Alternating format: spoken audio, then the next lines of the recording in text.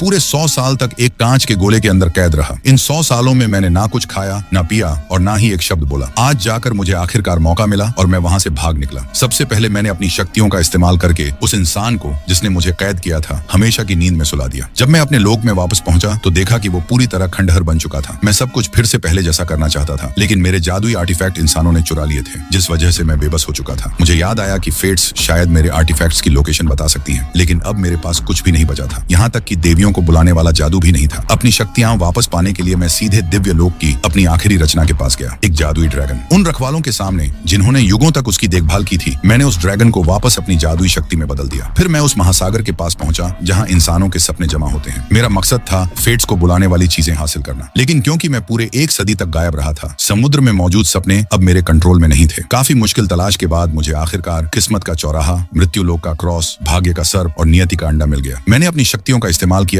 और आखिरकार फेट्स को बुलाने में कामयाब हो गया। फिर उन्होंने मुझे 3 सवाल पूछने का मौका दिया। मैंने तुरंत अपने आर्टिफैक्ट्स की लोकेशन के बारे में पूछा और आखिरकार मुझे एक धुंधला सा जवाब मिला। मेरी ड्रीम सैंड वाली थैली एक जादूगरनी को बेच दी गई थी। हेलमेट को एक दानव के लिए बलि चढ़ा दिया गया था और वो रूबी जो कोई भी इच्छा पूरी कर सकती थी, उसे उस औरत ने अपने वंशजों को सौंप दिया था जिसने मेरे आर्टिफैक्ट्स चुराए थे। मैं और ज्यादा जानकारी निकालने ही वाला था, लेकिन फेट्स ने कहा कि वो हर सवाल का जवाब सिर्फ एक बार देती हैं और फिर वो गायब हो गई। अपने लोक को वापस पहले जैसा करने के लिए मेरे पास अब कोई और रास्ता नहीं था सिवाय उस इंसानी दुनिया में लौटने के, जिसने मुझे पूरे 100 साल तक कैद करके रखा था।